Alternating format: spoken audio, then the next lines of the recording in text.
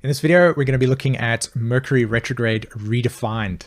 I think it's about time that we start looking at the relationship that we have to Mercury Retrograde and the phases, and starting to clear away some of the information out there that's not going to empower us, but actually keep us more distracted. So my name is Simon, and I use astrology as a tool for healing and transformation. Now, my process when it comes to looking at astrology is not, in a sense, always just about predicting the future or trying to understand how a personal transit's going to play out. In fact, what I use astrology for, ironically, is to disprove it. And the more that I attempt to disprove it, the more it reflects back to me the accuracy and the validation for myself. So throughout the years that I've spoken to over 1,000 people, I've always looked at a transit and said, oh, that's interesting. You're literally experiencing this in your life right now. And here's this transit and here's this theme. And there's this feedback that comes back from people and clients and just saying, yes, that's exactly the case. And so by saying, well, what is the reason for that? It leads me to investigating it. And for me, this is about consistently testing the process, right? Living it. So with Mercury retrograde, it's no exception. There's a lot of information out there that turns around and says you shouldn't sign a contract during Mercury retrograde. You shouldn't buy an electronic piece, right? Or the classic one that I recently read was don't go near your Apple store and go and upgrade your phone during the Mercury retrograde.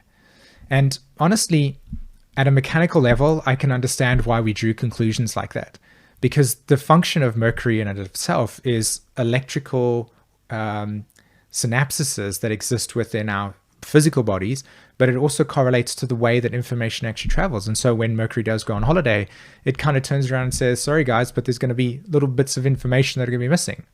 But that doesn't mean that we should stop and not do anything during those times.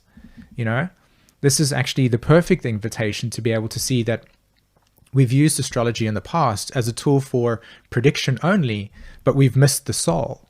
We've missed who you are. We've missed your emotional journey.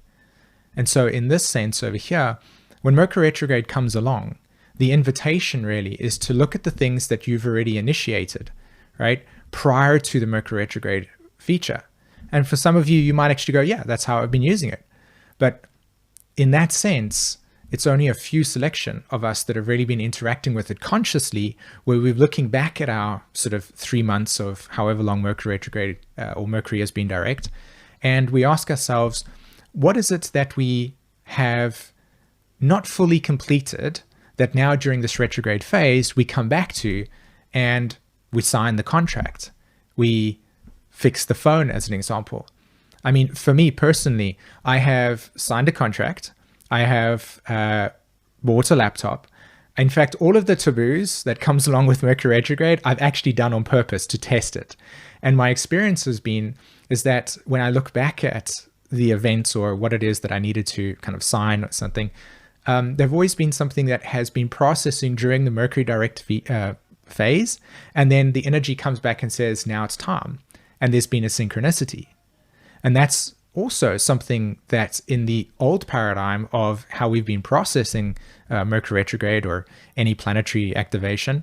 We've always been looking at it through the lens of maybe something a little bit more personality trait oriented, or the fear of the future needs to be fulfilled with the certainty of what astrology can do for me.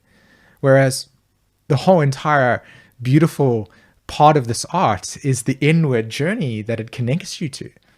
It helps you find meaning. It helps you find a purpose.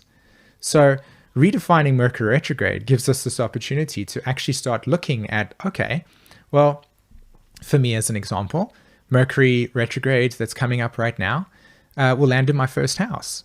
So I know that there are certain aspects of that Mercury direct over the last couple of months that have been showing up for me. And I know that during this retrograde phase, the thing I'm going to be concentrating on in terms of paying attention to what life is bringing to me to say, hey, Sam, here are some things that need revisiting, rethinking, right? So we go back to that and we sign that contract, or we go back to that and we say, I'm actually moving into my house right now, right? Imagine, and this is where the dilemma sits, is that you're about to do something you know instinctually is correct for you, and then you overlay the Mercury retrograde information over to that, and you say, oh no, I shouldn't move in, right? I shouldn't take that step. But that Mercury retrograde is actually pointing to the completion phase, so that by the time that Mercury goes direct, there's an opening of new information in your life to come through. Do you see the connection there, right? So consciously working with Mercury retrograde is looking at the scenarios in your life where Mercury is showing up and saying what needs to be completed. And if it's something that needs to be completed, give yourself the space and authority to own what is correct for you in that moment, what is correct for you in that time. And if it means taking your Apple in, your Mac in to get fixed because it broke during the Mercury direct phase and you just haven't had time, well, this is the perfect opportunity, right? To see what's going on here with regards to your personal life, individuating your experience.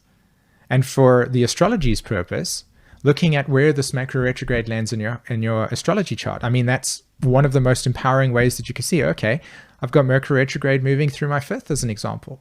So for the next, say, 3 weeks while it's in retrograde form, I'm going to revisit certain things that I may have talked about around my creative sense of purpose or destiny.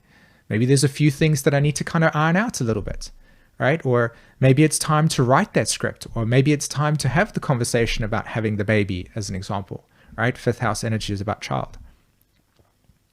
So I really hope that this video gives you something to think about in terms of redefining the Mercury retrograde and seeing that in the past, we've always used Mercury retrograde as an avoidance, like, oh, we shouldn't do this thing.